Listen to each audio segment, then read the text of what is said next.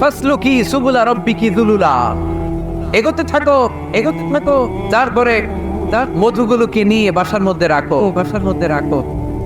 এই আয়াত থেকে প্রমাণ হয় পুষ্পরস সংগ্রহ করে মধু এটাকে খেয়ে ফেলে, এমন না মুখ দিয়ে এনে মৌচাকে রেখে দেয় না, এটা খেয়ে ফেলে। খেয়ে পেটের ভেতর একটা চেম্বার আছে, আলাদা একটা চেম্বার, ওইখানে এনজাইম দিয়ে এটাকে সমৃদ্ধ করে।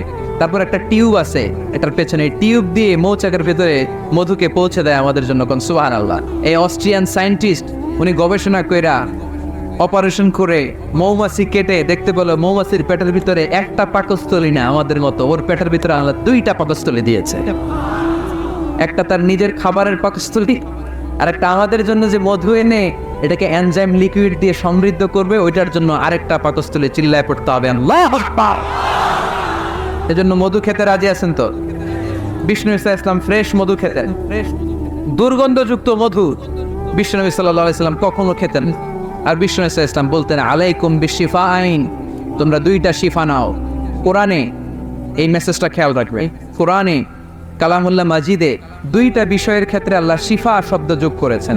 এক হচ্ছে স্বয়ং কোরআনের ক্ষেত্রে আল্লাহ বলেছেন এটাতে আছে শিফা, আর মধুর ক্ষেত্রে বলেছেন মধুতে দিয়েছি আমি শিফা। এজন্য বেশি বেশি মধু খাওয়ার দরকার আছে না নেই? কত ধরনের মধু যে পৃথিবীতে পাওয়া যায়, ব্ল্যাক হানি, হোয়াইট হানি, ক্রিমড হানি, অর্গানিক হানি, এগুলো খুঁজে খুঁজে খাবেন। আজকে মধু খাইছেন কে কে? দেখে হাত তোলেন। মাশাআল্লাহ, আমিও খেয়ে আসছি আপনাদের সাথে। প্রতিদিন মধু খাইতে হবে শীতকালে।